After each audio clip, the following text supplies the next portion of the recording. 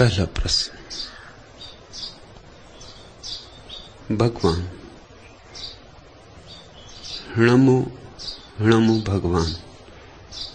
फिर भूले को, चक्र में पड़े को, शब्द की गूंज से, जागृति की चोट से, ज्ञानियों की व्याख्या से, विवेक, स्मृति, सुरति, आत्मस्मरण और जागृति की गूंज से फिर चौंका दिया भगवान। नमो नमो भगवान। मोहन भारती, चौंकना शुभ है,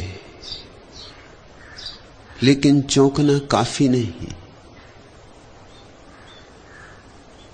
चौंक के फिर सो जा सकते हो, चौंक के फिर करवट ले सकते हो, फिर गहरी नींद, फिर अंधेरे की लंबी स्वप्न यात्रा शुरू हो सकती है। चौंकना शुभ जरूर है, अगर चौंकने के पीछे जागरण आए, लेकिन सिर्फ चौंकने से राजी मत हो जाना। मत सोच लेना कि चौंक गए तो सब हो गया। ऐसा जिसने सोचा फिर सो जाएगा। जिसने सोचा कि चौंक गया तो बस सब हो गया, अब करने को क्या बचा, उसकी नींद सुनिश्चित है। और ध्यान रखना, जो बार बार चौंक के सो जाए, फिर धीरे धीरे चौंकना भी उसके लिए व्यर्थ हो जाता है। ये उसकी आदत हो जाती।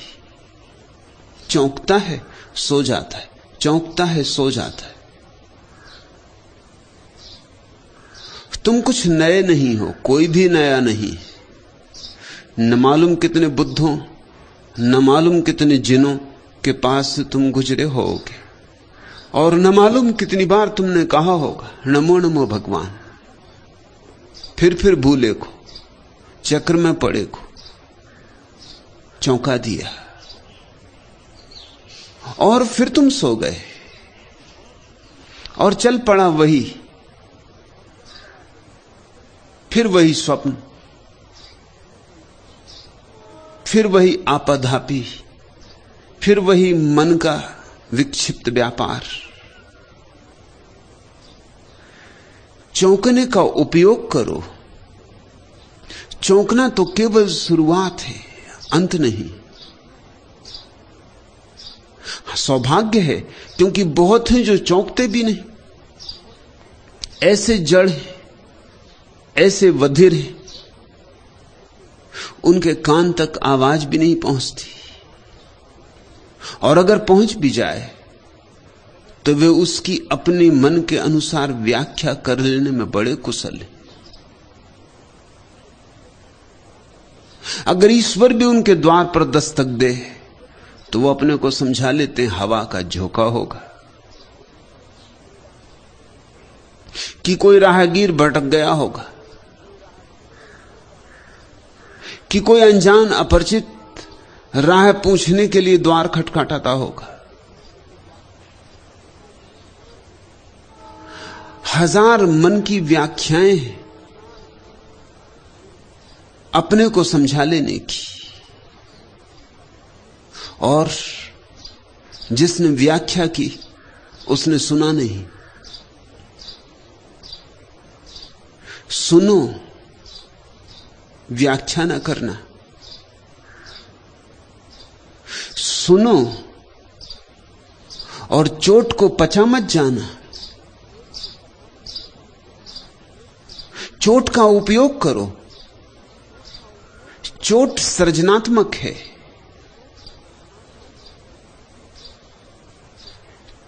शुभ है कि ऐसी प्रतीति हुई, पर कितनी देर टिकेगी यह प्रतीति? हवा के झोंके की तरह आती हैं प्रतीतियां और चली जाती हैं, और तुम वैसे ही धूल धूसरित उन्हीं गड्ढों में उन्हीं कीचड़ों में पड़े रह जाते हो। कमल कब बनोगे? कीचड़ के चौंकने मात्र से कमल नहीं बन जाएगा। कीचड़ को गुजरना पड़ेगा एक रूपांतरण से, तो कमल जन्मेगा। चौंकी कीचड़ है, लेकिन कीचड़ ही है। बेहतर उनसे जिनके कान पर जूं भी नहीं रेंगती। लेकिन बहुत भेद नहीं है। ऐसा बहुत मित्रों को होता है, कोई बात सुन के एक झंकार हो जाती, कोई बात गुन के मन की वीणा का कोई तार छिड़ जाता, कोई गीत जग जाता। आया झोंका, गया झोंका, उतरी एक किरण और फिर खो गई। मुट्ठी नहीं बंधती, हाथ कुछ नहीं लगता, और बार बार ऐसा होता रहा तो फिर चौंकना भी व्यर्थ हो जाएगा, वह भी तुम्हारी आदत हो जाएगी। तो पहली बात तो यह है मोहन भारती कि शुभ हुआ, स्वागत करो, स्वयं को धन्यवाद दो कि तुमने बाधा न डाली। बरस भर पर फिर से सब ओर घटा सावन की घिराई। नाचता है मयूर वन में, मुग्ध हो सतरंगे पर खोल। कूक कोकिल ने की सब ओर, मृदुल स्वर में मधुमय रस घोल। सुभग जीवन का पा संदेश, धरा सुकुमारी सक्षाई। घटा सावन की घिराई। पल्लवों के घूंघट से झांक, पलक दोलों में कलियां झूल। झकोरों से मीठा अनुराग, मांगती घन अलकों में भूल। झरोखों से अंबर के मुख, किसी की आंखें मुस्काई। घटा सावन की घिराई। खुले कुंतल से काले नाग, बादलों के छितराए आज। तड़ित चपला की उज्जवल रेख, तिमिर घनमुख का हीरक ताज। उड़े भावों के मृदुल चकोर, बरस भर पर बदली आई। घटा सावन की घिराई। लेकिन घटा बीत न जाए, हवा उसे उड़ा न ले जाए, बरसे। घटा के आ जाने भर से सावन नहीं आता, घटा के बिना आए भी सावन नहीं आता। लेकिन घटा के आ जाने भर से सावन नहीं आता, बरसे, जी भर के बरसे। नहा जाओ तुम, सब धूल बह जाए तुम्हारे चित्त के दर्पण की। प्रीतिकर लगती हैं बातें विवेक की, स्मृति की, सुरति की, आत्मस्मरण की, जागृति की। लेकिन बातों से क्या होगा? बातें तो फिर बातें ही हैं, कितनी ही प्रीतिकर हों, नहीं उनसे पेट ना भरेगा, मांस मज्जा ना बनेगी। सुंदर सुंदर शब्द तुम्हें ज्ञानी बना देंगे, ध्यानी ना बनाएंगे। और जो ध्यानी नहीं, उसका ज्ञान दो कौड़ी का है, उसका ज्ञान बासा है, उधार है। ऐसे तो शास्त्रों में ज्ञान भरा पड़ा है,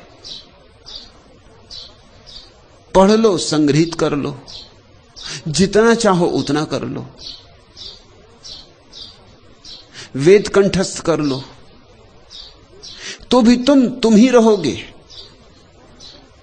वेद कंठ में ही अटका रह जाएगा, तुम्हारे हृदय तक उसकी जलधार न पहुंचेगी।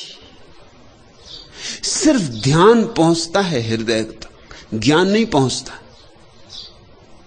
ज्ञान तो मस्तिष्क में ही बोझ बन के रह जाता है। ज्ञान पांडित्य को तो जन्म देता है, प्रज्ञा को नहीं। और प्रज्ञा है जो मुक्ति लाती। मुझे सुन के भी ऐसी भूल मत कर लेना। मेरे शब्द तुम्हें प्यारे लगे तो तुम उन्हें संग्रहित करोगे, प्यारे लगे तो संभाल के रखोगे, संजो के रखोगे, मस्तिष्क की मंजूसा में बहुमूल्य हैं, ताले डाल के रखोगे, इससे कुछ भी ना होगा। एक नए तरह का पांडित्य पैदा हो जाएगा। तुम जैसे थे वैसे के वैसे रह जाओगे। घटा आई, सावन ना आया। घटा आई और हवाएं उड़ा ले गई बदली को। तुम रूखे थे, रूखे रह गए। अमृत बरसना चाहिए, और अमृत उन्हीं पर बरसता है जिनके हृदय ध्यान की पात्रता को पैदा कर लेते। शब्दों से मत तृप्त होना। ईश्वर शब्द ईश्वर नहीं है, और न ध्यान शब्द ध्यान है, न प्रेम शब्द प्रेम है। मगर शब्द बड़ी भ्रांति पैदा करवा देते। हम शब्दों में जीते।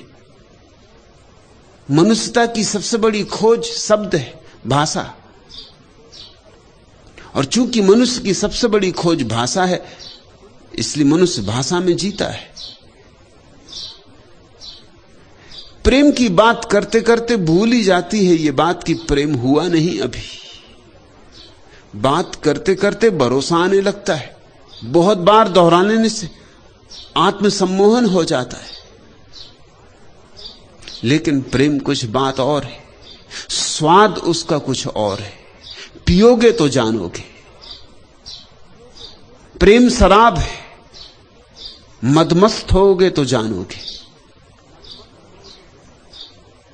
और ध्यान दूसरा पहलू है प्रेम का। एक ही सिक्का है, एक तरफ ध्यान, एक तरफ प्रेम। और दो ही तरह के लोग हैं इस दुनिया में। या तो ध्यान से जाना जाएगा सत्य, तब जागो। तब ये शब्द जो तुमने सुने और तुम्हें प्रीतिकर लगे, विवेक, स्मृति, सुरति, आत्मस्मरण, जागृति, इन सारे शब्दों में एक ही बात है, जागो। जो भी करो जागरूकता से करो। उठो, बैठो, चलो, लेकिन स्मरण न खोए, बोध न खोए।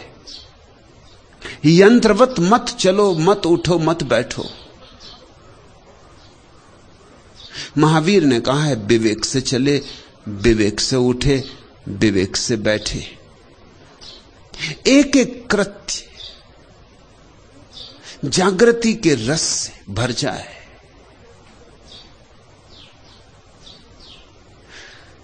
तो धीरे धीरे शब्द तो खो जाएंगे, लेकिन शब्द के भीतर जो छिपा हुआ अनुभव है वह तुम्हारा हो जाएगा। एक तो रास्ता है ऐसा, और एक रास्ता है कि डूबो प्रेम में, मस्ती में, प्रार्थना में, पूजा में, अर्चना में। उल्टी दिखाई पड़ती हैं बातें। एक में जागना है, दूसरे में डूबना है, लेकिन दोनों एक ही जगह ले आती, क्योंकि दोनों में एक ही घटना मूलतः घटती है। जैसे ही तुम पूरी तरह जागते हो, अहंकार नहीं पाया जाता। जागृत चैतन्य में अहंकार की कहीं छाया भी नहीं मिलती, कहीं पद चिन्ह भी नहीं मिलते। अहंकार तो अंधेरे में जीता है, रोशनी होते ही खो जाता है। अहंकार अंधेरे का अंग है, अंधकार ही अहंकार है। जैसे ही तुमने जागरण का दिया जलाया, ज्योति उमगी, पाओगे भीतर कोई अहंकार नहीं हो। तुम तो हो, लेकिन कोई मैं भाव नहीं। अस्तित्व है, लेकिन अस्मिता नहीं है। और अगर प्रेम में डूबे, भक्ति में डूबे, भाव में डूबे, प्रार्थना में डूबे, तो भी अहंकार गया, डूबने से गया। जिसने जाके चढ़ा दिया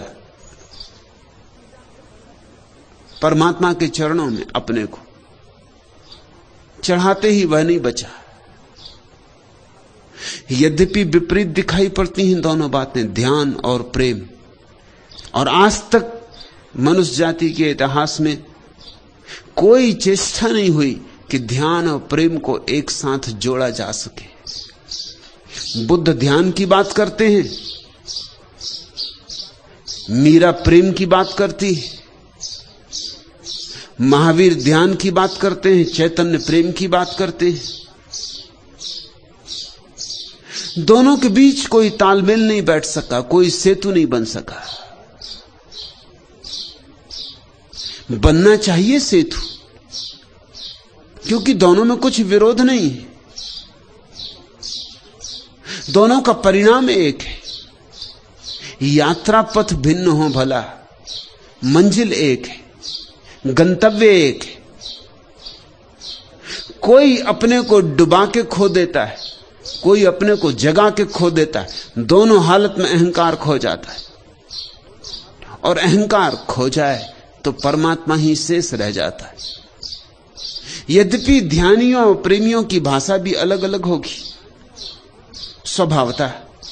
जिसने ध्यान से सत्य को पाया है वो परमात्मा की बात ही नहीं करेगा, क्योंकि जिसने ध्यान से सत्य को पाया है वो आत्मा की बात करेगा। वो कहेगा अप्पा सो परमप्पा, वो कहेगा आत्मा ही परमात्मा है। इसलिए महावीर और बुद्ध ईश्वर को स्वीकार नहीं करते, इसलिए नहीं कि नहीं जानते, मगर उनके लिए ईश्वर ध्यान के मार्ग से उपलब्ध हुआ है। ध्यान के मार्ग पर ईश्वर का नाम आत्मा है, स्वरूप है। और जिसने भक्ति से जाना है, मीरा ने या चैतन्य ने, जिन्होंने प्रेम के मार्ग से जाना है, उनके मार्ग पर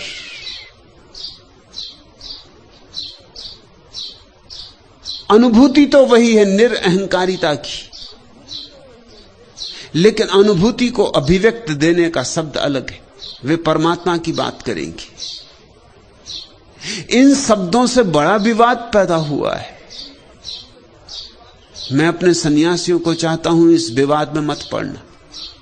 सब विवाद अधार्मिक है। विवाद में शक्ति मत गंवाना। तुम्हें जो रुचिकर लगे, अगर ध्यान रुचिकर लगे ध्यान, अगर भक्ति रुचिकर लगे भक्ति, मुझे दोनों अंगीकार है। और कुछ लोग ऐसे भी होंगे जिन्हें दोनों एक साथ रुचिकर लगेंगे, वे भी घबराएं ना। बहुत से प्रश्न मेरे पास आते हैं, क्या हमें प्रार्थना भी अच्छी लगती, ध्यान भी अच्छा लगता, क्या चुने? दोनों अच्छे लगते हो तो फिर तो कहना ही क्या, सोने में सुगंध।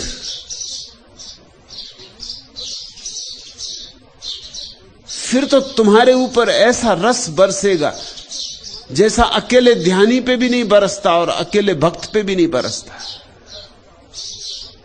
तुम्हारे भीतर तो दोनों फूल एक साथ खिलेंगे, तुम्हारे भीतर तो दोनों दिए एक साथ जलेंगे। तुम्हारी अनुभूति तो परम अनुभूति होगी।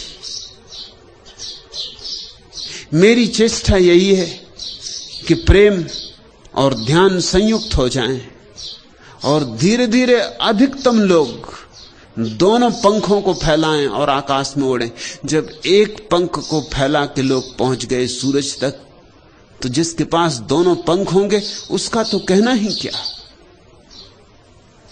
मगर बात नहीं, मोहन भारती अपनी पीठ थपथपा के प्रसन्न मत हो लेना कि मेरी बातों से चोट पड़ी।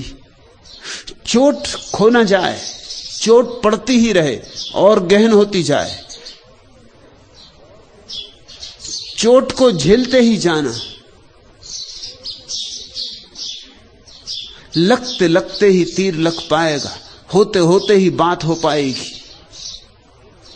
बहुत बार चूकोगे, स्वाभाविक है, उससे पश्चाताप भी मत करना। जन्मों जन्मों से चूके हो, चूकना तुम्हारी आदत का हिस्सा हो गया।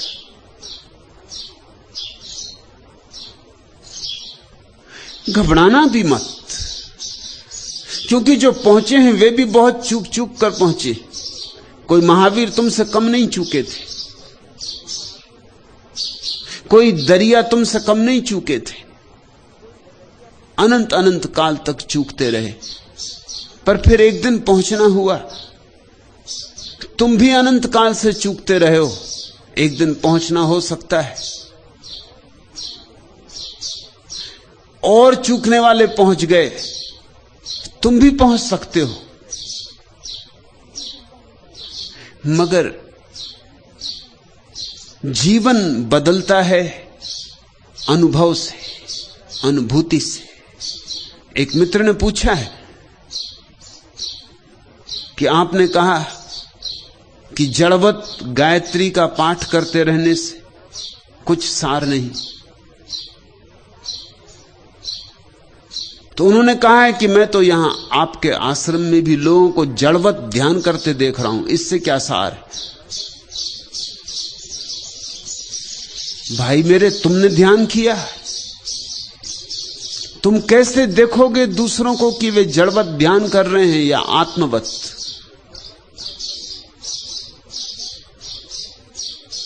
न तो तुमने गायत्री पढ़ी, और पढ़ी होगी तो जड़वत ही पढ़ी होगी, अन्यथा यहां क्यों आते? अगर गायत्री का फूल तुम्हारे भीतर खिल गया होता तो यहां क्यों आते? बात खत्म हो गई, इलाज हो गया, फिर चिकित्सक की तलाश नहीं होती। यहां आए हो तो गायत्री अगर पढ़ी होगी तो जड़वत पढ़ी होगी, और यहां तुम दूसरों को देखते हो ध्यान करते। दूसरों को देखने से कुछ भी ना होगा। कैसे तुम जानोगे?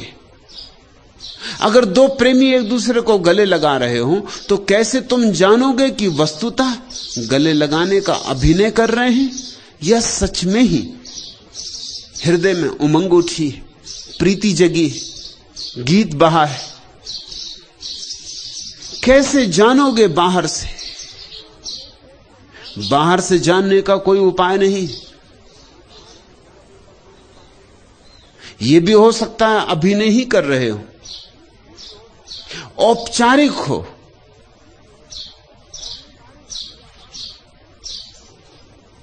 क्रियाकांड हो।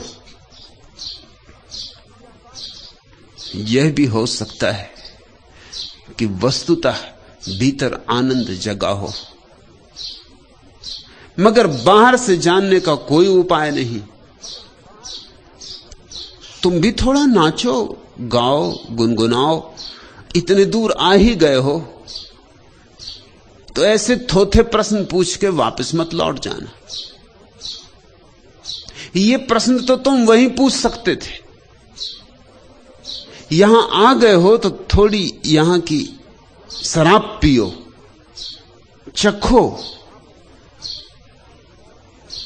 और फिर इससे क्या फर्क पड़ता है कि और दूसरे जड़वत कर रहे हैं? तुमने कोई ठेका नहीं लिया किसी के मोक्ष का। तुम अपना मोक्ष संभाल लो, इतना काफी है। अगर तुम्हारे भीतर ध्यान जग जाए तो सारी दुनिया जड़वत करती हो, ध्यान तो करने दो, चिंता ना लो। तुम्हारे भीतर जग जाए ध्यान, तुम पालोगे। इतना ही तुम्हारा दायित्व है, इतनी ही परमात्मा की तुमसे अपेक्षा है कि तुम खिल जाओ, कि तुम्हारी सुगंध बिखर जाए हवाओं में, कि तुम ऐसे बीज की तरह बंद ही बंद न मर जाना। देखा होगा लोगों को नाचते, ध्यान करते, सोचा होगा ये भी सब जड़वत हो रहा है। कैसे पहचानोगे? बुद्ध भी ऐसे ही चलते हैं जैसे कोई और आदमी चलता है। ऐसे ही तो पैर उठाएंगे, ऐसे ही तो हाथ हिलाएंगे, ऐसे ही तो उठेंगे, ऐसे ही तो बैठेंगे, मगर भीतर एक भेद है। और भेद इतना बारीक, इतना नाजुक कि जो भेद को अनुभव करेगा वही जानेगा। भेद बहुत नाजुक है, बहुत सूक्ष्म है। तुम भी उठते हो, बुद्ध भी उठते हैं, पर फर्क है। क्या फर्क है? बुद्ध होश पूर्वक उठते, तुम उठ जाते हो मशीन की तरह। बुद्ध होश पूर्वक सोते,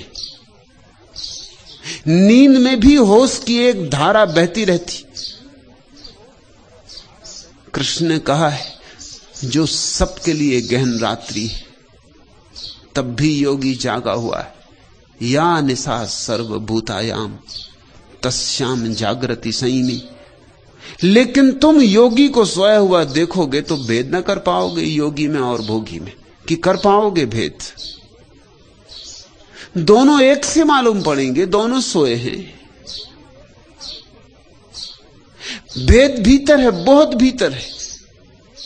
भेद इतना आंतरिक और निजी है कि कोई दूसरा वहां निमंत्रित नहीं किया जा सकता।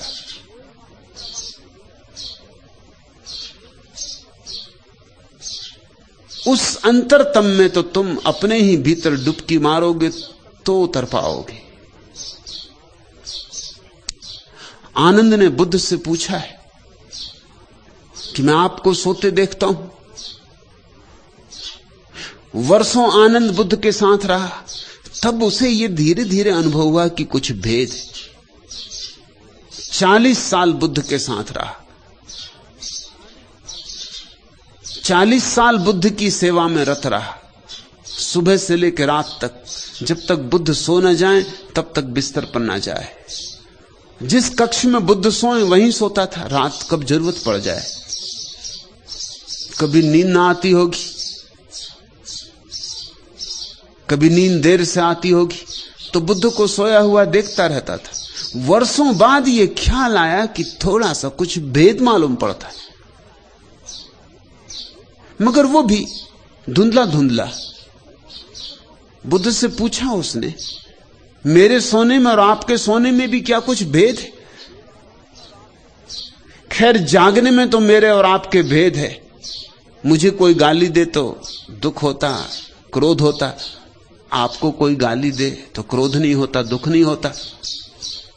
एक बार एक आदमी ने आपके ऊपर आके थूक दिया था तो मैं आग बबूला हो गया था। थूका आप पर था, लेकिन मैं भबक उठा था। मेरा पुराना छत्री जाग उठा। अगर मेरे हाथ में तलवार होती तो मैंने उसकी गर्दन काट दी होती, लेकिन गर्दन काटने का विचार तो मेरे भीतर तलवार की तरह कौंध गया था। वो तो आपकी शंका, आपकी तरफ देख के चुप रहा। किस तरह अपने को चुप रख सका यह भी आज कहना कठिन है। एक क्षण को तो आप भी भूल गए थे, मगर फिर ख्याल आया था, संकोच आया था कि आपसे आज्ञा ले लूं, फिर इसे जवाब दूं। लेकिन आपने सिर्फ चादर से थूक को पोंछ लिया था और उस आदमी से कहा था, भाई कुछ और कहना है? तब तो मैं बहुत चौंका था, तब मुझे भेद दिखाई पड़ा था। मैं तो आंख से जल उठा। मैं तो भूल ही गया सन्यास, मैं तो भूल ही गया ध्यान, मैं तो भूल ही गया सब ज्ञान। एक क्षण में वर्ष वर्ष पूछ गए, मैं वही का वही था। और आपसे पूछा था कि क्या इस आदमी को सजा दूं? यह आदमी सजा का हकदार है, इसको दंड मिलना ही चाहिए। तो आप हंसे थे और आपने कहा था, उसके थूकने से मैं इतना परेशान नहीं जितना तेरे दुखी और परेशान होने से परेशान हूं। यह तो अज्ञानी है, क्षम्य है, मगर तू तो कितने दिन से ध्यान की चेष्टा में लगा है, अभी तेरा ध्यान इतना भी नहीं पका।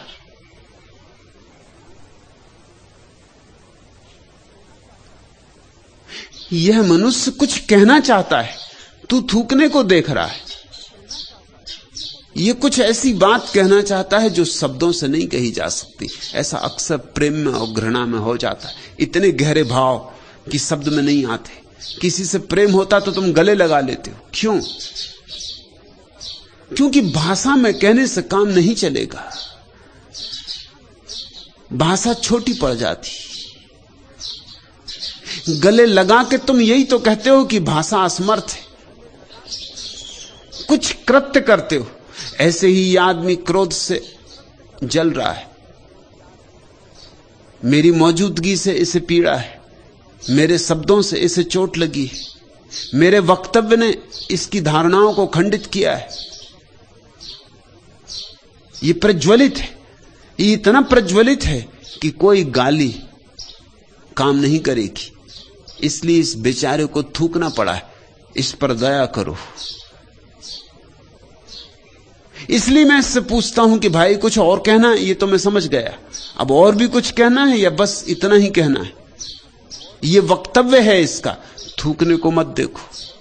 तो आनंद ने कहा, मैंने वो दिन तो देखा, ऐसे बहुत दिन देखे। जागने में तो भेद है, पर यह मैंने ना सोचा था कि सोने में भी भेद होगा। लेकिन कल रात देर तक नींद ना आई, बैठकर मैं आपको देखता रहा। पूरा चांद आकाश में था, वृक्ष के नीचे आप सोए थे। उस चांद की रोशनी में आप अद्भुत सुंदर मालूम होते थे।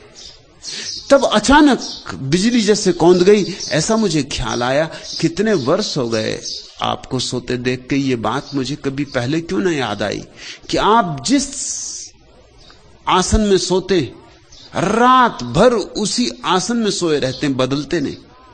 जहां रखते हैं पैर सोते समय, वहीं रहता है रात भर पैर। जहां रखते हैं हाथ, वहीं रहता है रात भर हाथ। करवट भी नहीं बदलते। सुबह उसी आसन में उठते, तो सोते हैं कि रात भर अपने को संभाले रखते? क्योंकि जो आदमी सोएगा करवट भी बदलेगा। बुद्ध ने कहा, शरीर सोता है, मैं तो जाग गया हूं, मैं जागा ही हुआ हूं, मगर इस जागने को तुम कैसे जानोगे? आनंद ने सुन लिया, श्रद्धा थी तो मान भी लिया, लेकिन जानोगे कैसे? पता नहीं बुद्ध झूठ कहते हो,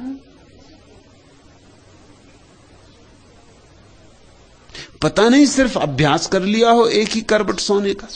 आखिर सर्कस में लोग क्या क्या अभ्यास नहीं कर लेते। तुम भी कर सकते हो एक ही करवट सोने का अभ्यास।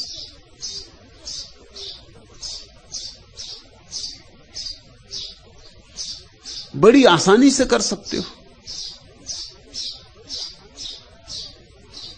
मैं यही बात एक मित्र से कह रहा था, वो कहने लगे कैसे अभ्यास हो जाएगा एक ही करवट सोने का। मैंने उनसे कहा कि पीठ में एक पत्थर बांध के सो जाओ, जब भी करवट बदलोगे तभी तकलीफ होगी। तकलीफ से बचने में अपने आप अभ्यास हो जाएगा। जिद्दी थे, अभ्यास किया। कोई 40 दिन बाद मुझे आके कहा कि आप ठीक कहते, अब एक ही करवट सोता हूं, क्योंकि वो पत्थर जो बंधा पीठ से, जब भी करवट बदलो तब तकलीफ होती और नींद टूट जाती। अब तो धीरे धीरे नींद में भी उस पत्थर की मौजूदगी जरूर अचेतन में छाया डालने लगी होगी। तो कौन जाने बुद्ध ने अभ्यास ही किया हो, बाहर से कैसे जानोगे? उतरो, ध्यान का थोड़ा स्वाद लो। यहां जो भी हो रहा है जड़वत नहीं हो रहा है।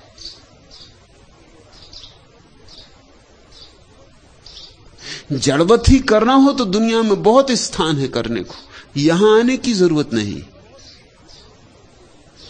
जो जड़वत प्रक्रियाओं से ऊब गए हैं, परेशान हो गए हैं, कर कर थक गए हैं और कुछ भी नहीं पाया है, सिर्फ विषाद हाथ लगा है, वे ही यहां आए। नहीं तो मेरे साथ जुड़ने की बदनामी कौन ले? मेरे साथ जुड़ने का उपद्रव कौन सहे? उतनी कीमत वही चुकाता है जो बहुत बहुत द्वार खटखटा चुका है और जिसे अपना मंदिर अभी नहीं मिला है। लेकिन खड़े होकर दूर से मत देखते रहना, नहीं तो तुम यही ख्याल लेके जाओगे कहीं गायत्री हो रही है, यहां ध्यान हो रहा है, मगर सब जड़वत।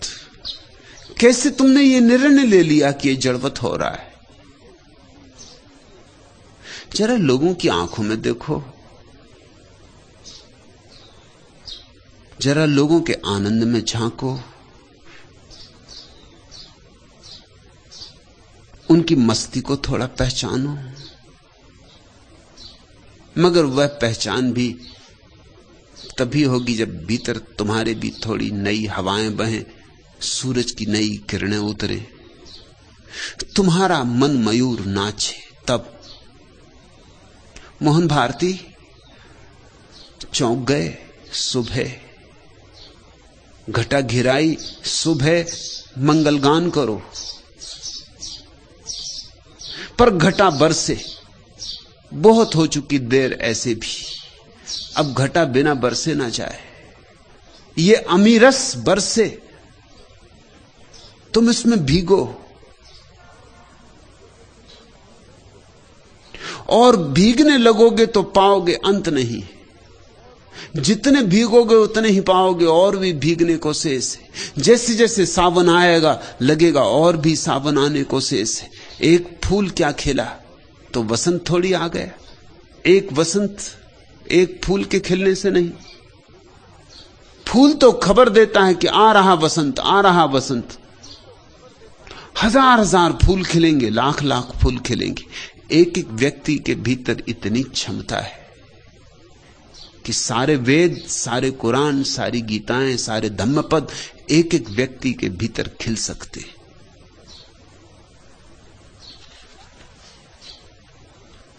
दूसरा प्रश्न, मानव जीवन की संतों ने इतनी महिमा क्यों गाई है? चेतन प्रेम। पहली बात, जीवन ही महिमावान है। जीवन परमात्मा की अपूर्व भेंट है। जीवन प्रसाद है। तुमने कमाया नहीं, तुम गमा भला रहे हो, मगर कमाया तुमने नहीं। उतरा है तुम पर किसी अज्ञात लोक से, बरसा है। तुमसे किसी ने पूछा तो ना था कि होना चाहते हो या नहीं। पूछता भी कैसे जब तुम थे ही नहीं, तो तुमसे पूछता कोई कैसे? जीवन अपने आप में महिमावान है। जीवन से फिर सारे द्वार खुलते, फिर ध्यान के और प्रेम के और मोक्ष के और निर्वाण के सारे द्वार जीवन से खुलते हैं। जीवन अवसर है, महत अवसर है। चाहो बना लो, चाहे मिटा दो, चाहे गा लो गीत, चाहे तोड़ दो बांसुरी, जीवन महान अवसर है। तो पहली तो बात, जीवन ही अपने आप में अपूर्व है। फिर मनुष्य जीवन तो और भी अपूर्व, क्योंकि वृक्ष यद्यपि जीवित है पर बड़े संकीर्ण अर्थों में, और पक्षी भी जीवित है थोड़े वृक्ष से ज्यादा, लेकिन फिर भी बड़ी सीमा है। पशु भी जीवित है, पक्षियों से शायद थोड़े ज्यादा, लेकिन फिर भी बड़ी सीमा है। मनुष्य इस पृथ्वी पर सबसे ज्यादा संभावनाओं को लेकर पैदा होता है। मनुष्य इस जगत में सबसे बड़े फूलों के बीज लेकर पैदा होता है। इसलिए मनुष्य जीवन की महिमा गाई है। चौराहा है मनुष्य का जीवन, वहां से रास्ते चुने जा सकते, वहां से नरक का रास्ता भी चुना जा सकता है और स्वर्ग का भी, और रास्ते पास पास हैं। एक ज़ेन फकीर के पास जापान का सम्राट मिलने गया था। सम्राट की अकड़, झुका भी तो भी झुका नहीं, औपचारिक था झुकना। फकीर से कहा मिलने आया हूं, सिर्फ एक ही प्रश्न पूछना चाहता हूं। वही प्रश्न मुझे मथे डालता है। बहुतों से पूछा है, उत्तर संतुष्ट करे कोई ऐसा मिला नहीं। आपकी बड़ी खबर सुनी कि आपके भीतर का दिया जल गया है। आप निश्चित ही आशा लेकर आया हूं कि मुझे तृप्त कर देंगे। फकीर ने कहा व्यर्थ की बातें छोड़ो, प्रश्न को सीधा रखो, दरबारी औपचारिकता छोड़ो, सीधी सीधी बात करो, नगद। सम्राट थोड़ा चौंका, ऐसा तो कोई उससे कभी बोला नहीं था। थोड़ा अपमानित भी हुआ, लेकिन बात तो सच थी। फकीर ठीक ही कह रहा था कि व्यर्थ की लंबाई में क्यों जाते हो, कान को इतना उल्टा क्यों पकड़ना, बात करो सीधी, क्या है प्रश्न तुम्हारा। सम्राट ने कहा प्रश्न मेरा यह है कि स्वर्ग क्या है और नर्क क्या है। मैं बूढ़ा हो रहा हूं और यह प्रश्न मेरे ऊपर छाया रहता कि मृत्यु के बाद क्या होगा, स्वर्ग या नर्क। फकीर के पास उसके शिष्य बैठे थे, उन्होंने कहा सुनो, इस बुद्धू की बातें सुनो। बुद्धू सम्राट को, और सम्राट से कहा कि कभी आईने में अपनी शक्ल देखी। ये शक्ल लेके और ऐसे प्रश्न पूछे जाते। और तुम अपने को सम्राट समझते हो, तुम्हारी हैसियत भिकमंगा होने की भी नहीं। ये भी कोई उत्तर था? सम्राट तो एकदम आग बबूला हो गया, म्यान से उसने तलवार निकाल ली, नंगी तलवार, एक क्षण और कि फकीर की गर्दन धड़ से अलग हो जाएगी। फकीर हंसने लगा और उसने कहा यह खुला नरक का द्वार।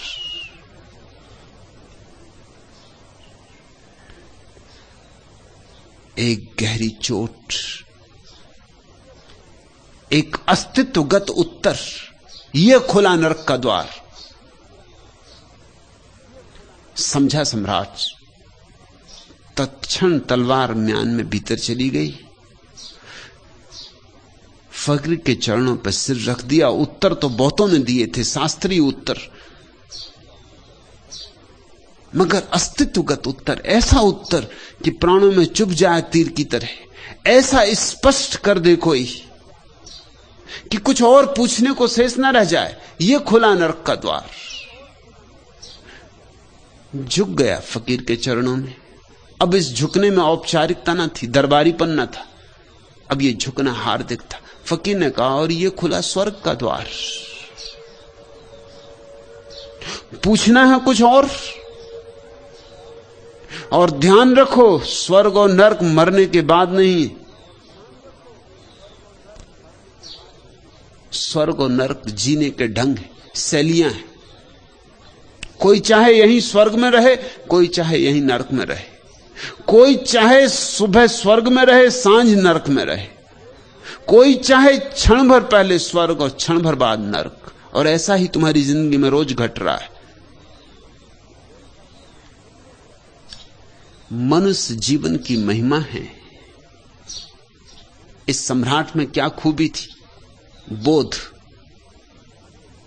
ये बात किसी पशु और पक्षी को नहीं समझाई जा सकती थी, और जिन मनुष्यों को न समझाई जा सके, जानना कि वे केवल नाम मात्र को मनुष्य हैं, होंगे पशु पक्षी। ये सम्राट निश्चित मनुष्य रहा होगा। मनुष्य शब्द देखते हो, मनन से बना है, जिसमें मनन की क्षमता है।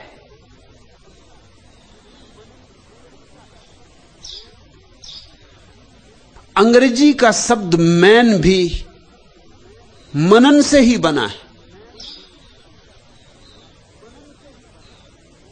उर्दू का शब्द आदमी बहुत साधारण है। वो अदम से बना है। अदम का अर्थ होता है मिट्टी, मिट्टी का पुतला। वो आदमी की असलियत नहीं है। आदमी शब्द में आदमी की असलियत नहीं है, केवल खोल है। मिट्टी का पुतला है, ये तो सच है, लेकिन मिट्टी के पुतले के भीतर कौन छिपा है? मृणमय में चिन्मय छिपा है। मिट्टी का दिया है माना, लेकिन जो ज्योति जल रही वो मिट्टी नहीं है।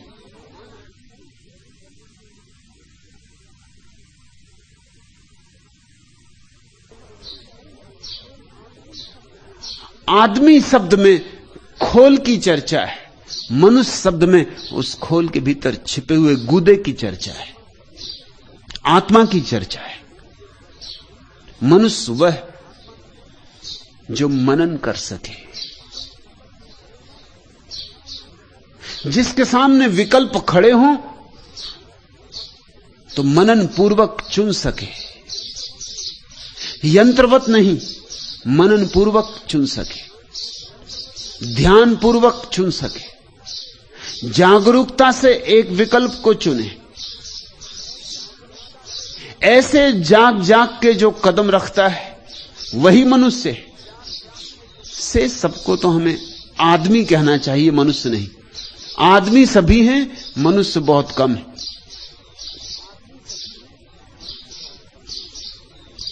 मनुष्य जीवन की महिमा है क्योंकि मनन की क्षमता है।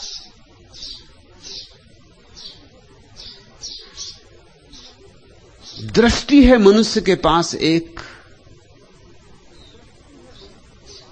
जो दृश्य को ही नहीं अदृश्य को भी देखने में समर्थ है। यह उसकी महिमा है। पशु भी देखते हैं मगर दृश्य ही देखते हैं, अदृश्य की उनके पास कोई प्रतीति नहीं होती। मनुष्य के कान ध्वनि को तो सुनते ही हैं, शून्य को भी सुन लेते हैं। और मनुष्य के हाथ पार्थिव को तो पकड़ ही लेते हैं, अपार्थिव को भी पकड़ लेते हैं। मनुष्य अपूर्व है, अद्वितीय है। इसे तुम अपने अहंकार की घोषणा मत बना लेना। ये तुम्हारे अहंकार की घोषणा नहीं है। सच पूछो तो ये जो मैं मनुष्य की परिभाषा कर रहा हूं, ये परिभाषा तभी तुम्हारे जीवन का अनुभव बनेगी जब अहंकार छूटेगा। ऐसा मत सोच लेना कि आहा मैं मनुष्य हूं तो मेरी बड़ी महिमा है। ये तुम्हारी महिमा नहीं कह रहा हूं मैं, ये मनुष्यत्व की महिमा कह रहा हूं। ये तुम्हारे भीतर जो संभावना छिपी है उसकी महिमा का गीत गा रहा हूं। तुम जो हो सकते हो, जो तुम्हें होना ही चाहिए, जो तुम में जरा बोध हो तो तुम जरूर हो ही जाओगे। जो अपरिहार्य है अगर तुम में जरा सोचो, जरा समझो। पूछते हो तुम कि मानव जीवन की संतों ने इतनी महिमा क्यों गाई? एक तो जीवन महिमावान, फिर वह भी मानव का जीवन। और संत ही गा सकते हैं महिमा, क्योंकि उन्होंने ही मनुष्य को उसकी परिपूर्णता में देखा है। वैज्ञानिक मनुष्य को उसकी परिपूर्णता में नहीं देखता। उसके लिए तो मांस, मज्जा, हड्डी, यही मनुष्य समाप्त हो जाता है। मनुष्य उसके लिए देह से ज्यादा नहीं। उसे कोई आत्मा मनुष्य में नहीं मिलती। मनुष्य एक बहुत जटिल यंत्र है, बस इतना, इससे ज्यादा नहीं। क्योंकि चीरफाड़ करके वैज्ञानिक देखता है कहीं आत्मा पकड़ में आती नहीं, और जो पकड़ में ना आए विज्ञान उसे इंकार कर देता है। इसलिए विज्ञान मनुष्य की बहुत महिमा नहीं गा सकता। अगर विज्ञान का प्रभाव बढ़ता चला गया तो मनुष्य की महिमा कम होती जाएगी, कम होती गई है। प्राचीन समय में जानने वाले कहते थे मनुष्य देवताओं से जरा नीचे, और वैज्ञानिक से पूछो तो वो कहता मनुष्य बंदर से जरा ऊपर। बहुत फर्क हो गया, देवताओं से जरा नीचे और बंदर से जरा ऊपर। ये भी शायद वैज्ञानिक बिना बंदरों से पूछे कह रहा है, नहीं तो बंदर कहेंगे कि मनुष्य और हमसे जरा ऊपर। कहां हम वृक्षों पर और कहां तुम जमीन पर।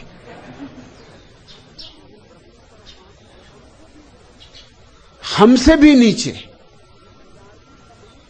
ये तो डार्विन का मनुष्य है जो कह रहा है कि मनुष्य बंदरों से विकसित हुआ है। बंदर कुछ और कहते हैं, वो मानते हैं मनुष्य बंदरों का पतन है भी पतन। जरा किसी बंदर से टक्कर लेके देखो तो पता चल जाएगा, न उतनी शक्ति है, न उस तरह की छलांग भर सकते हो,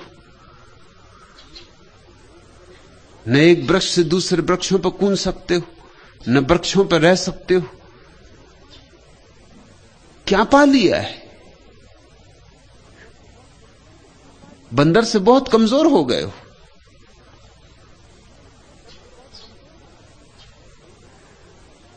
बंदरों से पूछा जाए तो वो कुछ और कहेंगे, वो हंसेंगे, खिलखिलाएंगे। मैंने एक कहानी सुनी, एक टोपियों को बेचने वाला सौदागर लौट रहा था मेले से टोपियां बेचकर। चुनाव करीब आते थे और गांधी टोपियां खूब बिक रही थी। सौदागर खूब कमाई कर रहा था। दिन भर गांधी टोपियां बिकी थी। थका था। राह में एक वृक्ष के नीचे, बरगद के एक वृक्ष के नीचे थोड़ी देर विश्राम को रुका। थकान ऐसी थी, ठंडी हवा, वृक्ष की छाया, झपकी लग गई। जब आंख खुली तो जिस पिटारी में टोपियां कुछ और बच गई थी वो खुली पड़ी थी। टोपियां सब नदारद थी। घबराया, चारों तरफ देखा, ऊपर देखा तो वृक्ष पर बंदर बैठे होंगे, कोई 150 बंदर, सब गांधीवादी टोपियां लगाए। वो ले गए पिटारे से निकाल के टोपियां, बड़े जच रहे हैं।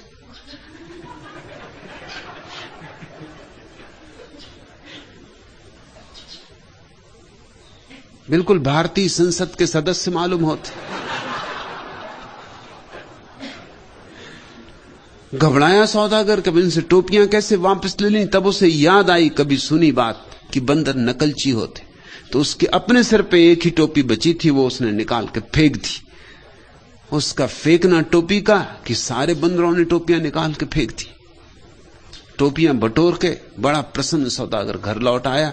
अपने बेटे से कहा कि देख, याद रखना, कभी ऐसी हालत आ जाए तो अपनी टोपी निकाल के फेंक देना। फिर ऐसी हालत आई। समय बीता, सौदागर बहुत बूढ़ा हो गया। फिर बेटा उसकी जगह गांधी टोपी बेचने लगा। लौटता था एक दिन, वही वृक्ष, थका मांदा, विश्राम को लेटा, झपकी खा गया और वही हुआ जो होना था। आंख खुली, टोकरी खाली पड़ी थी। याद आया, ऊपर देखा, बंदर बड़े मस्ती से टोपी लगाए बैठे थे। याद आई बाप की सलाह, अपनी टोपी निकाल के फेंक दी। लेकिन जो हुआ वह नहीं सोचा था। एक बंदर को टोपी नहीं मिली थी, वो नीचे उतरा और ये टोपी भी ले गया।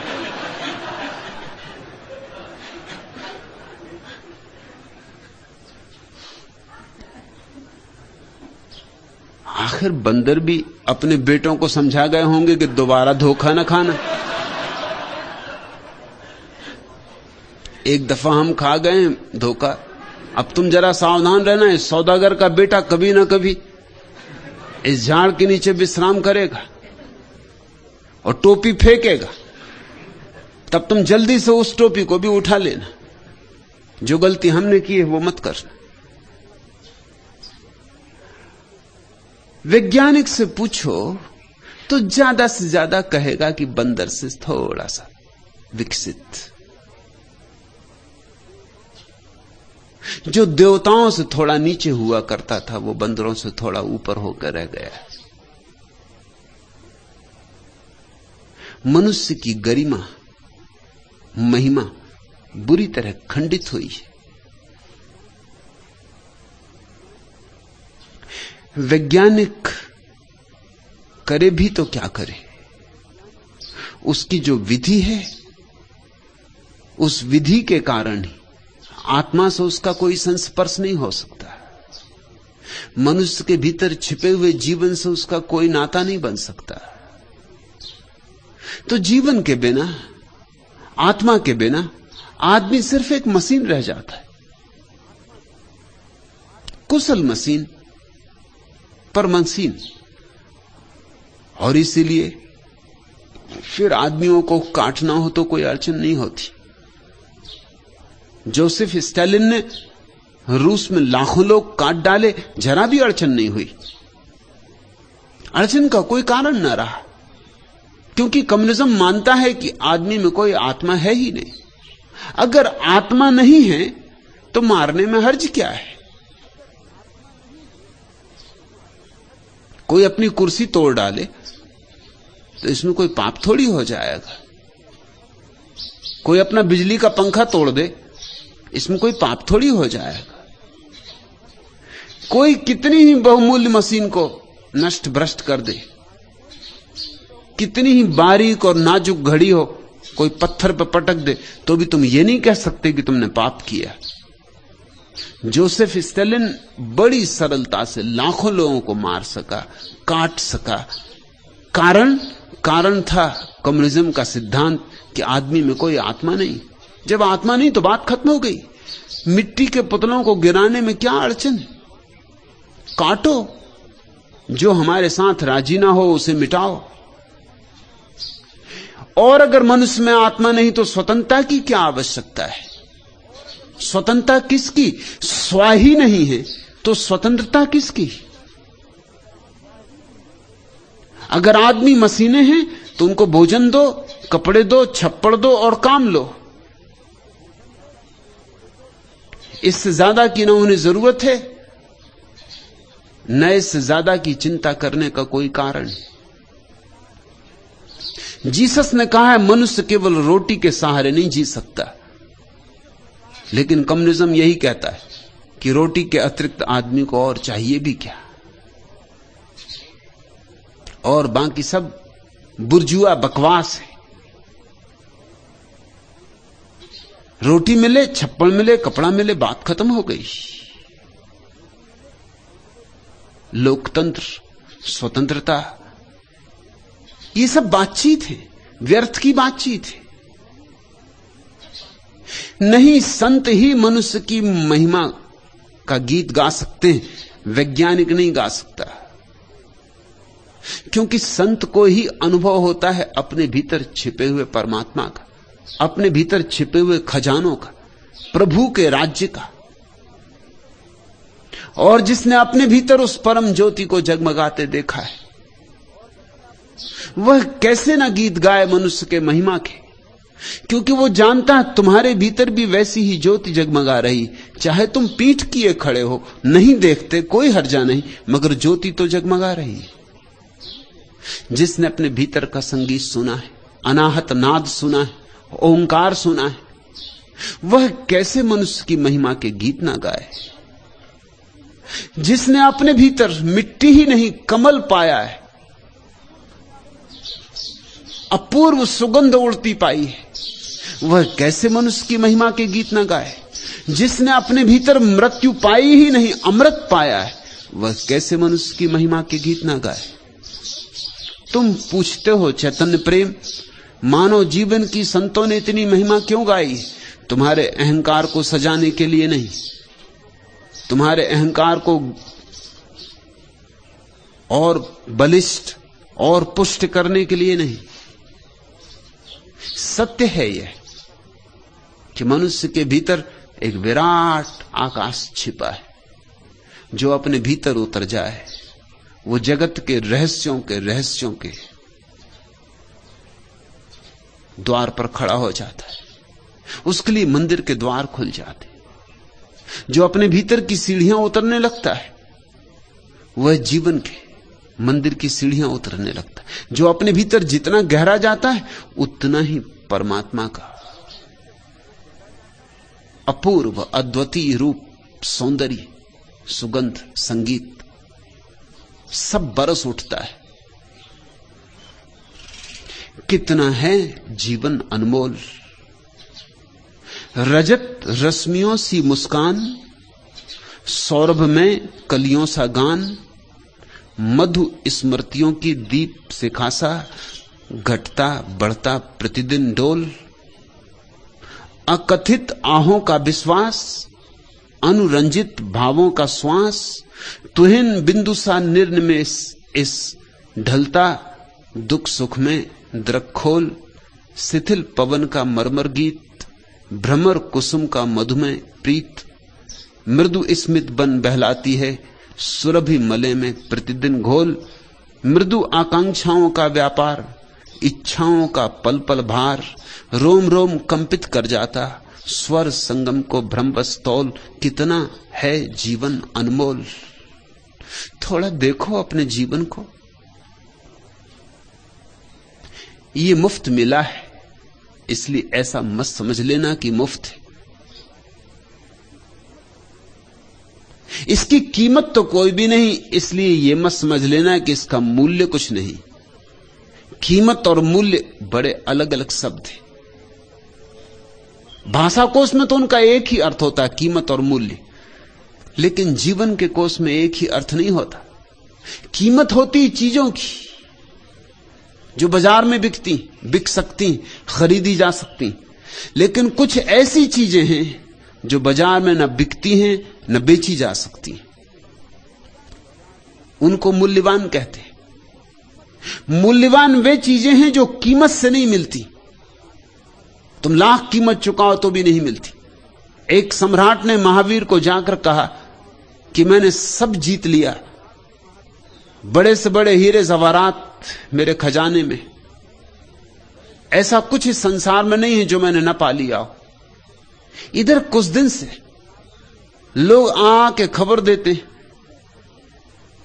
कि असली मूल्य की चीज तो ध्यान है। जैनों का शब्द है सामायिक, ध्यान के लिए।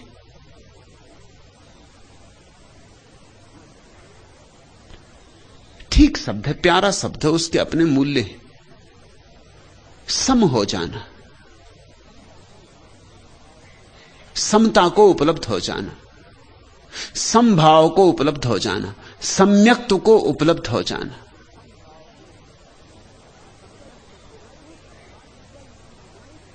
तो उस सम्राट ने कहा यह सामायिक क्या बला है। अनेक लोग मुझसे आके कहते हैं, मैं कुछ जवाब ही नहीं दे पाता, यह किस हीरे का नाम है,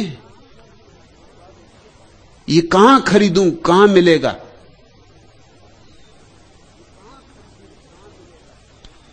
महावीर हंसे होंगे, सामायिक कहीं खरीदी जा सकती, ध्यान कहीं खरीदा जा सकता, कि ध्यान कहीं बाजार में बिक सकता।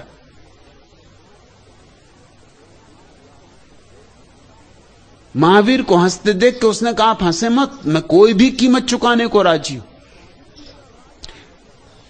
मैं जिद्दी आदमी, मैं पूरा राज्य भी देने को राजी हूं, मगर यह मामला क्या है, यह है क्या चीज, इसे मैं खरीद कर रहूंगा।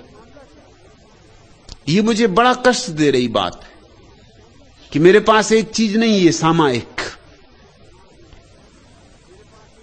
महावीर ने कहा, ऐसा कर, मैं तो सब छोड़ चुका हूं, इसलिए तेरे राज्य में मेरी कोई उत्सुकता नहीं।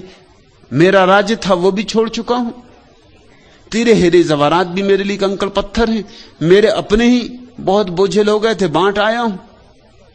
तेरे गांव में एक गरीब आदमी रहता, तेरी राजधानी में, मैं उसका नाम तुझे दे देता हूं, पता तुझे दे देता हूं, बहुत गरीब है, एक जून रोटी भी जोड़ नहीं पाती। उसको सामायिक उपलब्ध हो गई, वो अगर बेचे तो शायद बेच दे। ये मजाक ही थी। और जब महावीर जैसा व्यक्ति मजाक करता तो उसके बड़े मूल्य होते। सम्राट तत्क्षण रथ मुड़वा लिया, उस गरीब आदमी के घर के झोपड़े के सामने जाकर रथ रुका। आंखों पर भरोसे नहीं आया उस मोहल्ले के लोगों, गरीबों का मोहल्ला, झोपड़े थे टूटे फूटे। वो गरीब आदमी तो एकदम आके सम्राट के चरणों में सिर झुकाया। उसने कहा कि आज्ञा हो महाराज, आपको यहां तक आने की क्या जरूरत थी? खबर भेज दी होती, मैं महल हाजिर हो जाता।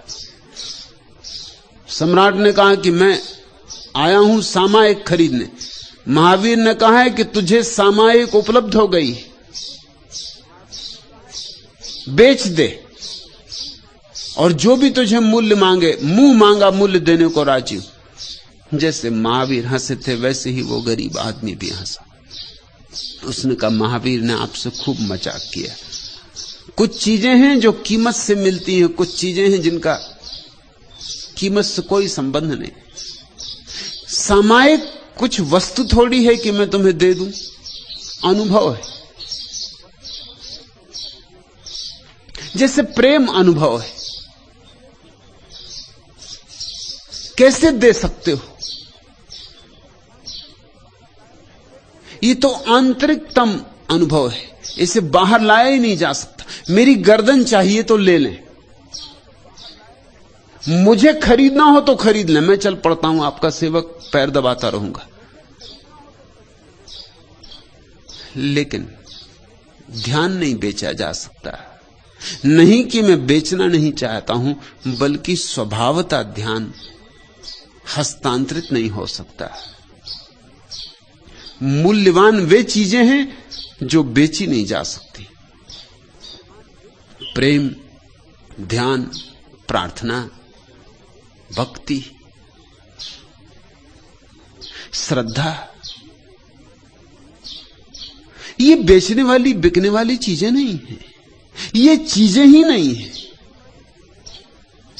ये अनुभूतियां हैं। और केवल मनुष्य ही इन अमोलक अनुभूतियों को पाने में समर्थ है। संतों ने मनुष्य की महिमा गाई है ताकि तुम्हें याद दिलाया जा सके कि तुम कितनी बड़ी संपदा के मालिक हो सकते हो और हुए नहीं अब तक।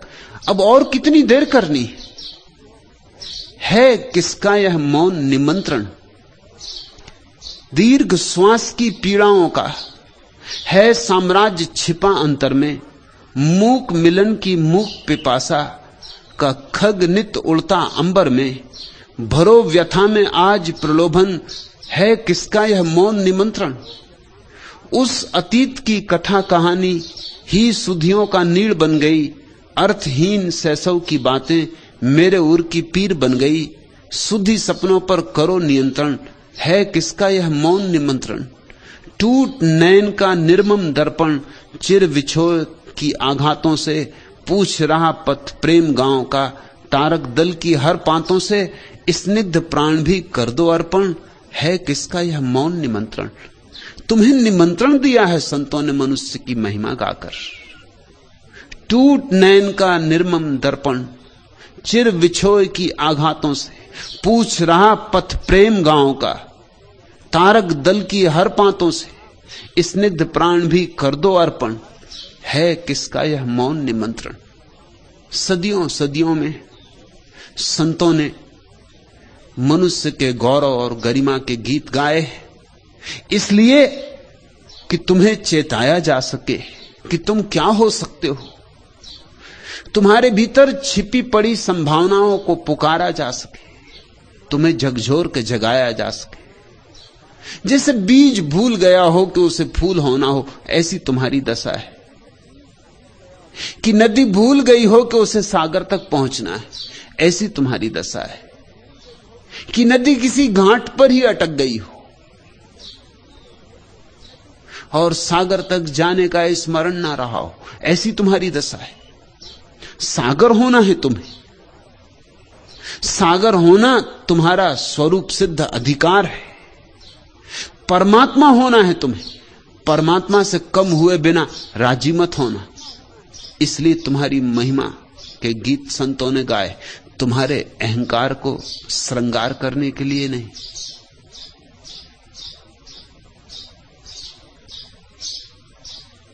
तीसरा प्रश्न,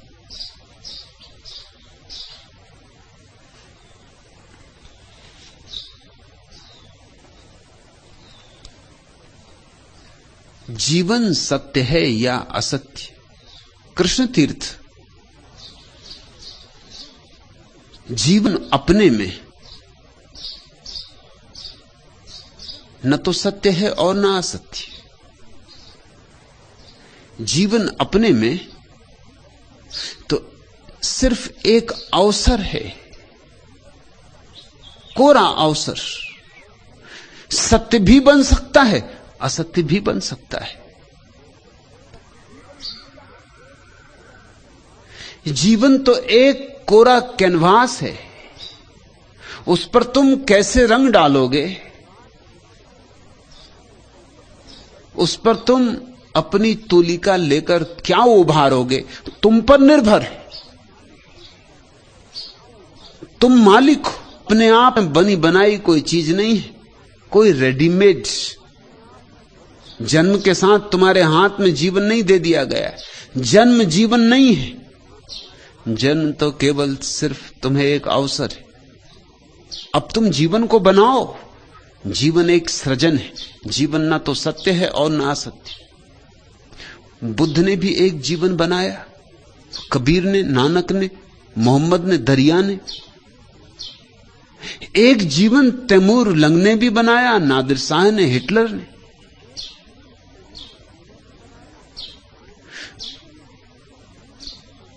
एक जीवन है जिसमें सिर्फ धूल ही धूल, और एक जीवन जहां गीत ही गीत। और ये एक ही जीवन है। ये सब तुम पे निर्भर है। उसी वर्णमाला से गालियां बनती, उसी वर्णमाला से भगवत गीता का जन्म हो जाता है। जरा शब्दों को जमाने की बात है, वे ही शब्द गंदे हो जाते, वे ही शब्द पुण्य की गंध ले आते। तुम पर निर्भर है। अक्सर लोग ऐसे प्रश्न पूछते हैं जैसे कि जीवन अपने आप में कोई सुनिश्चित चीज है। अगर धन के पीछे ही दौड़ते रहे और पद के पीछे ही दौड़ते रहे तो जीवन असत्य है, यह सिद्ध हो जाएगा। मौत जब आएगी तब सिद्ध हो जाएगा कि जीवन असत्य था, क्योंकि मौत सब छीन लेगी जो तुमने कमाया। और अगर जरा ध्यान में जगे, जरा भक्ति को उकसाया, तो मौत आएगी और आरती उतारेगी तुम्हारी, क्योंकि जीवन को तुमने सत्य कर लिया। तो मैं सीधा वक्तव्य नहीं दे सकता कि जीवन क्या है। इतना ही कह, तुम सृष्टा हो, यह महिमा है तुम्हारी। इतनी महिमा किसी पशु की नहीं है। एक कुत्ता कुत्ते की तरह पैदा होगा, कुत्ते की तरह मरेगा।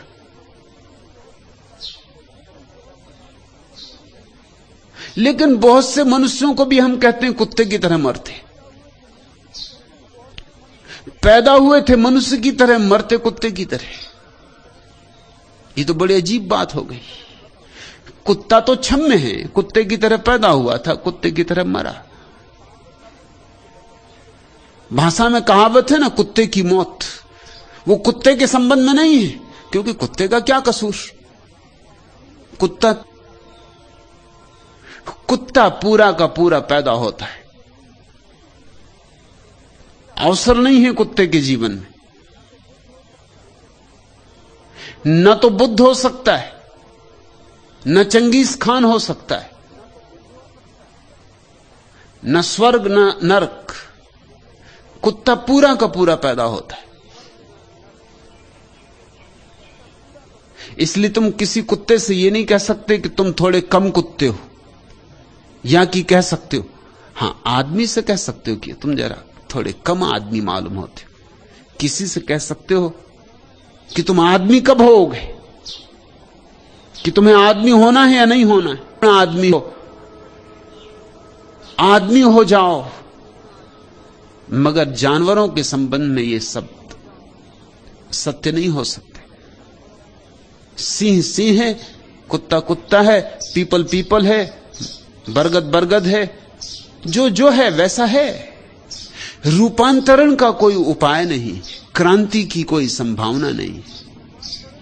मनुष्य क्रांति की संभावना है। मनुष्य मनुष्य की तरह पैदा नहीं होता, सिर्फ एक कोरे कागज की भांति पैदा होता। फिर तुम जो उस पर लिखोगे वही तुम्हारी दास्तान हो जाएगी। और ऐसे ही धक्के खाते रहे बेहोशी के,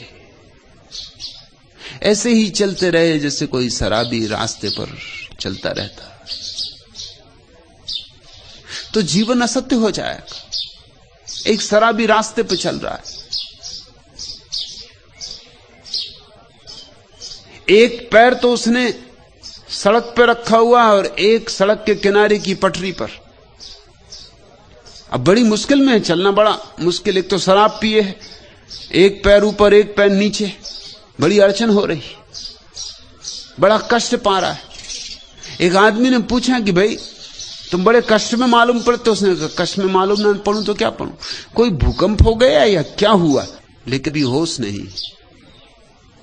एक और शराबी, वो बाएं तरफ से दाएं तरफ जाता है, दाएं तरफ से बाएं तरफ आता है। घर पहुंचने का तो सवाल ही नहीं रहा। रास्ते के एक किनारे से दूसरे किनारे, इस किनारे से उस किनारे। फिर किसी ने पूछा कि तुम कर क्या रहे हो, तो उसने कहा कि मुझे उस तरफ जाना है। उस तरफ जाता हूं और लोगों से पूछता हूं कि मुझे उस तरफ जाना, तो वो इस तरफ भेज देते। इस तरफ आता हूं, लोगों से पूछता हूं मुझे उस तरफ जाना है, वो दूसरी तरफ भेज देते। मगर मैं उस तरफ पहुंच ही नहीं पाता जहां पहुंच। एक और शराबी है, सांझ घर पहुंचा है,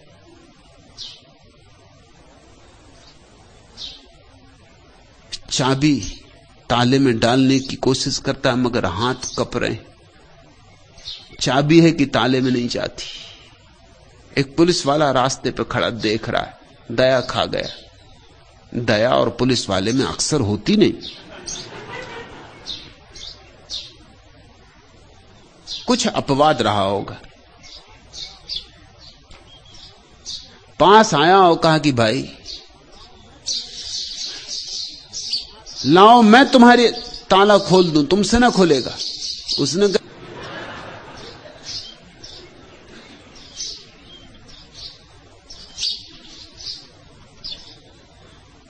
धन की और पद की दौड़ में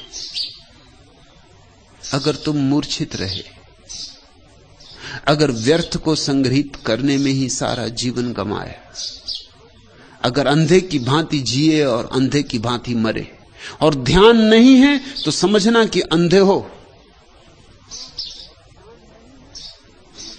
आंख रहते अंधे हो। अगर कूड़ा करकट को ही बीनते रहे मौत आएगी और तुम पाओगे जीवन असत्य था। घड़ी दो घड़ी अपने लिए निकाल लो।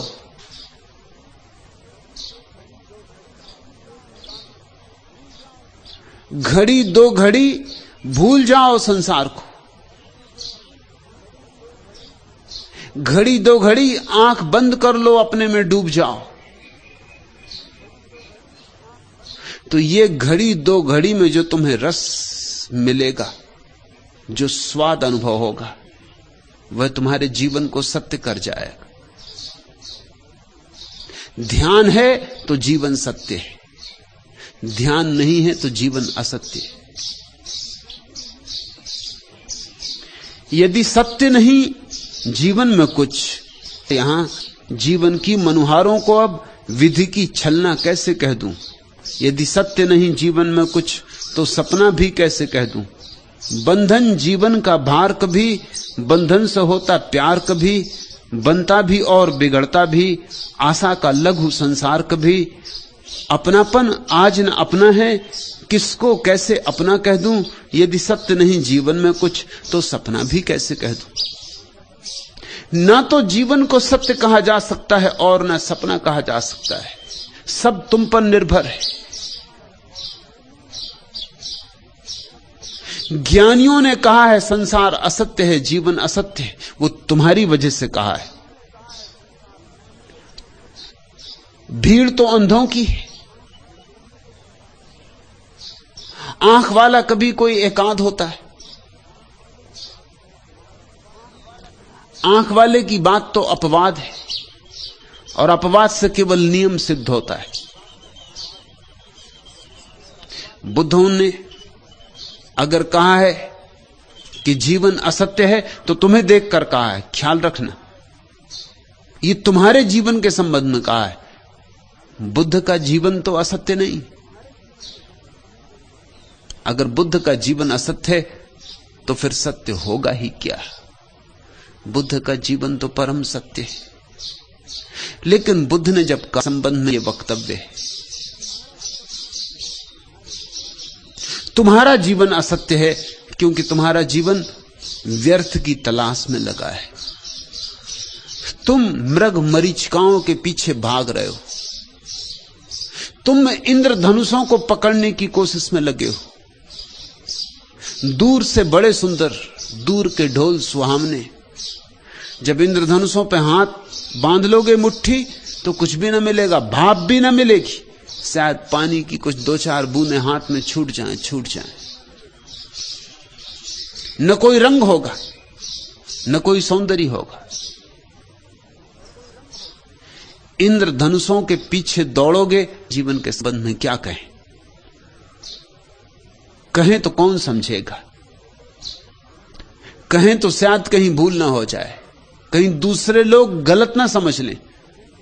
बुद्धों को सबसे बड़ी चिंता एक होती कि वे जो भी कहते हैं वो गलत समझा जा सकता है, क्योंकि समझने वाला कहीं और है।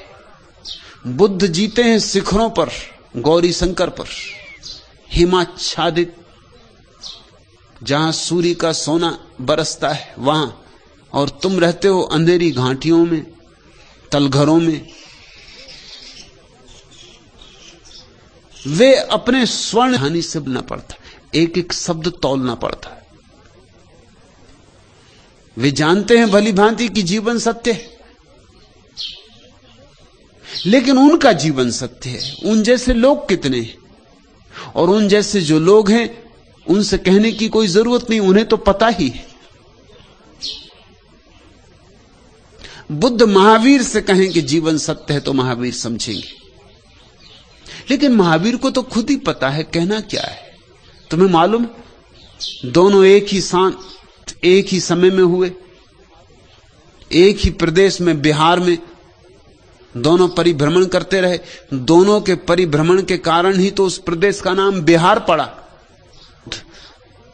सतत विचरण करते रहे, वो प्रदेश ही उनके बिहार के कारण बिहार कहलाने लगा।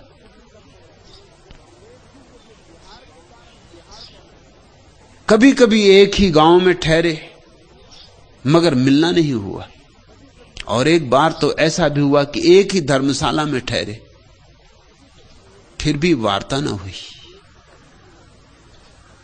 क्यों? सदियों से यह प्रश्न पूछा जाता रहा, क्यों?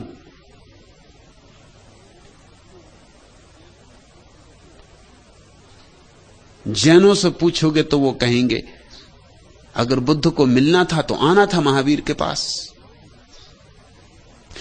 बुद्ध तो भगवान है, महावीर संत पुरुष। अभी पूरे पूरे नहीं, अभी बहुत कुछ अधूरा है। मैं ना तो बौद्ध हूं ना जैन, न हिंदू, न मुसलमान, न ईसाई। इसलिए मैं थोड़े निष्पक्ष नजरों से देख सकता हूं। दोनों परिपूर्ण सिद्ध पुरुष हैं, और न मिलने का कारण कोई अहंकार नहीं है। अहंकार वहां कहां? न मिलने का कारण सीधा साफ है, मगर अंधों को नहीं दिखाई पड़ता, वे अंधे जैन हों कि बौद्ध। कारण सीधा साफ है, दोनों की एक ही चित्त दशा है, दोनों का एक ही चैतन्य आकाश है, दोनों एक ही शिखर पर विराजमान है। हमें दो दिखाई पड़ते हैं क्योंकि दो देहों में, मगर उन दोनों की अनुभूति ऐसी है कि अब वे एक ही अवस्था में, देह होंगी दो, लेकिन अब आत्मा दो नहीं है। मिलना किससे? मिलना क्यों? दुनिया में तीन तरह की संभावनाएं। दो अज्ञानियों के बीच चर्चा खूब होती, डटके होती, 24 घंटे होती, तो चुप जाएंगे। एक तो मिलेंगे नहीं, और अगर कभी मिल भी गए, जैसे कबीर और फरीद मिले, तो दोनों चुप बैठे रहे, 2 दिन साथ रहे और चुप बैठे रहे, सन्नाटा छाया रहा। कहना क्या, बोलना क्या, किससे बोलना? दो ज्ञानियों के बीच चर्चा हो नहीं सकती। दो शून्य कैसे संवाद करें? और दो अज्ञानियों के बीच खूब चर्चा होती, क्योंकि दो विक्षिप्त, कोई किसी की सुनता नहीं, मगर चर्चा खूब होती, अपनी अपनी कहते। जहां कोई जानने वाला जागा हुआ सोए हुए को न जानने वाले को जगाता है। दो ज्ञानियों में चर्चा हो ही नहीं सकती, दो अज्ञानियों में खूब होती, मगर किसी मतलब की नहीं। ज्ञानी और अज्ञानी के बीच जो चर्चा होती, कठिन तो बहुत है, बहुत कठिन है, मगर उसमें ही से कुछ विकास, उसमें ही से कुछ जन्म होता है। जीवन न तो सपना है न सत्य। सपना रह जाएगा अगर सपनों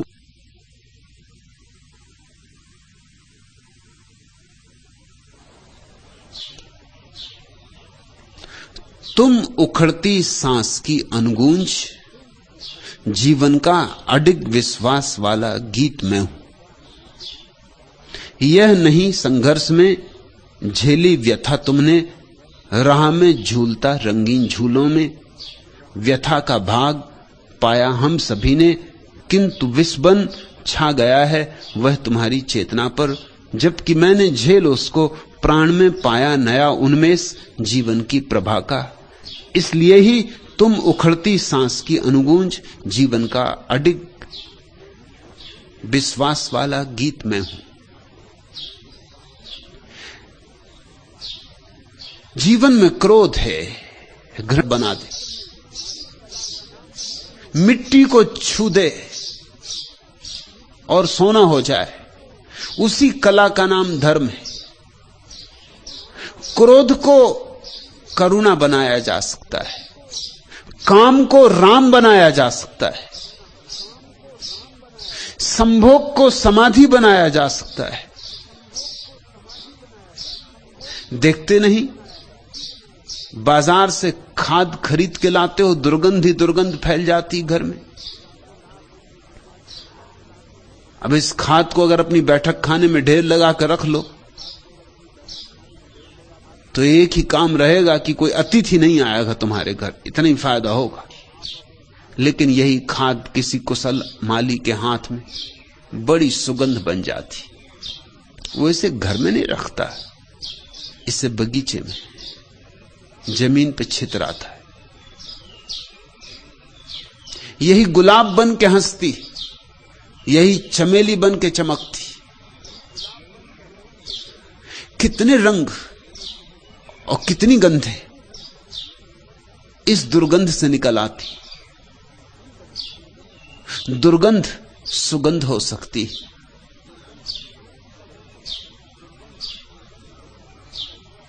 इसी रसायन का नाम धर्म है। तो मैं तुमसे कहूंगा, तुम्हारे हाथ में सपने होते हैं सदा वहां, और सत्य होता है सदा यहां। सपने ले जाते हैं दूर दूर की यात्रा पर, और सत्य है तुम्हारे भीतर मौजूद। बैठो कि पालो, दौड़ो कि खोया, बैठे कि पाया।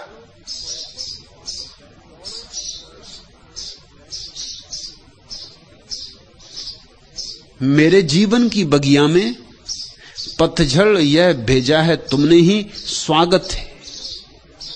और क्या मांगूं तुमसे, वृक्षों की डालों से जीर्ण पीत पत्र जो झरझर झर झर रहे, गंधहीन कांटे ये उलझे जो लताओं में को ही। और क्या मांगूं तुमसे, अपने सारे जहरों को भी परमात्मा के चरणों में चढ़ा दो, और तुम चकित हो जाओगे कि वे जहर अमृत हो जाते।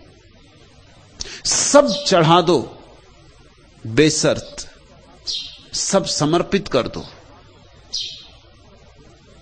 तुम शून्य हो जाओ। सब समर्पण करके शून्य हो ही जाओगे। उसी शून्य में उतरता है परमात्मा, उसी में बजती है उसकी बीन, उसी में मृदंग पर थाप पड़ती है। तुम पहली दफा अलौकिक का अनुभव करते हो।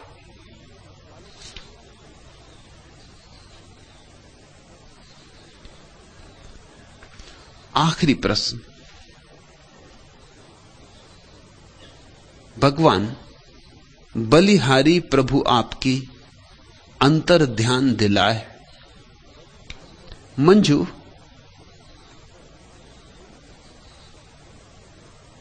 आ जाए अंतर ध्यान तो सब आ गया, तो सब पा लिया। और लगता है तेरी आंखों में देखकर कि सुबह ज्यादा दूर नहीं, कि बस सुबह अब हुई अब हुई। आ रही है तुझे अंतर ध्यान की स्मृति। शुभ है, सौभाग्य है। इस जगत में वे ही धन्यभागी हैं जिन्हें अंतर ध्यान की याद आने लगे, जिन्हें एक बात बार बार याद आने लगे, दिन के 24 घंटों में बार बार याद आने लगे, भीतर जाना है। और जो जब मौका मिल जाए तब भीतर सरक जाएं।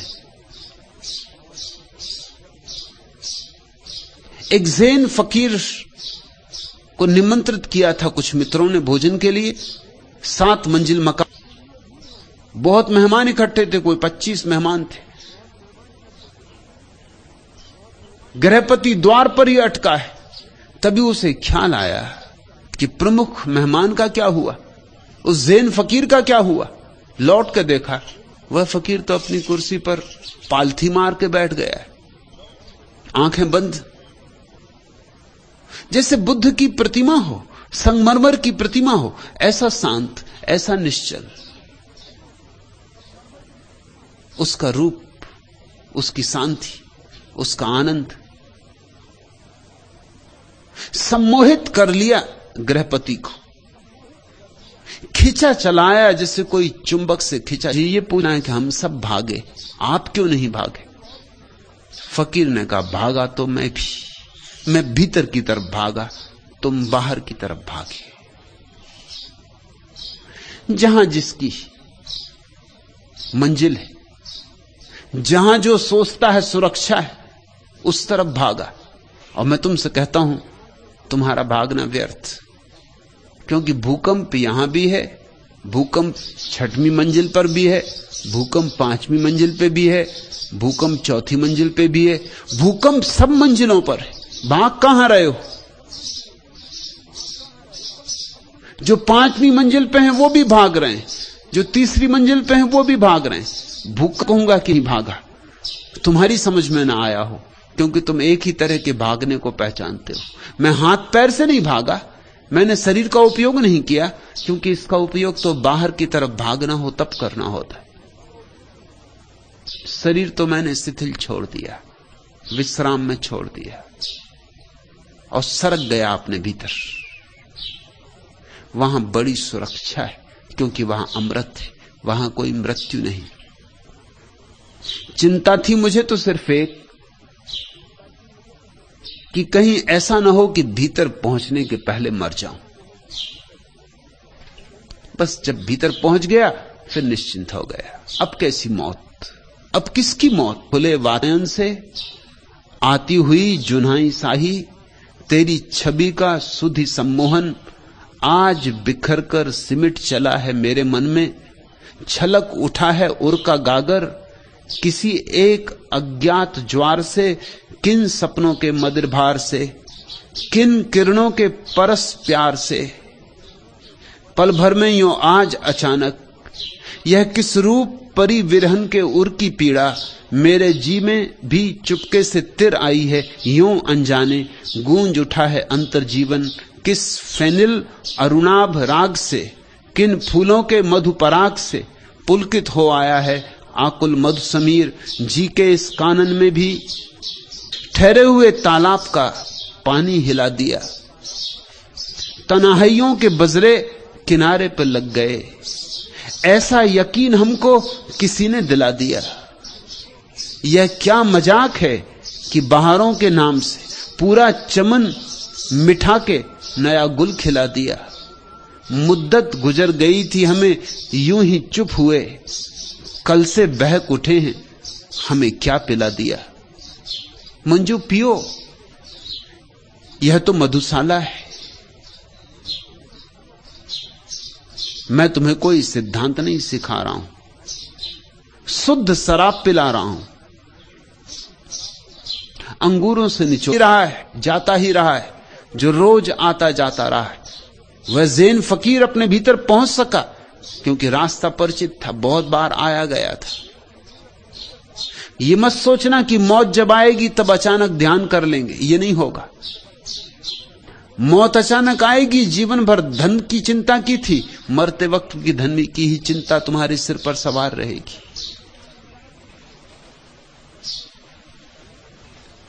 अगर पद की आकांक्षा की थी तो मरते वक्त भी पद की ही नशे नहीं चढ़ते रहोगे कल्पना में। मृत्यु के क्षण में तुम्हारा सारा जीवन संग्रहित होकर तुम्हारे सामने खड़ा हो जाता, दुर्गंध की होगी। अगर सारा जीवन सपना ही सपना था तो ये बूंद भी सपना होगी। और अगर जीवन में तुमने कुछ सत्य भी कमाया था, कुछ ध्यान भी कमाया था, कुछ प्रेम भी जगाया था, कुछ बांटा भी था, कुछ लुटाया भी था, छीना झपटा ही न था, कुछ करुणा भी की थी, तो तुम्हारी अंतिम क्षण की जो प्रतीति होगी, सारा जीवन निचोड़ के एक इत्र की बूंद बन जाएगा। उसी इत्र की बूंद पर सवार होकर तुम परमात्मा की यात्रा पर निकलोगे। मंजू, शुभ हुआ है। अब इस घड़ी को, इस जिनको हम साधारण जन कहते हैं, सांसारिक जन, उनको क्या फिक्र, उनके पास गंवाने को कुछ है ही नहीं। हमारे पास एक शब्द है योग भ्रष्ट, उसकी तौल का दूसरा शब्द नहीं है भोग भ्रष्ट। तुमने कभी ऐसा शब्द सुना, भोग भ्रष्ट? भोग भ्रष्ट होता ही नहीं।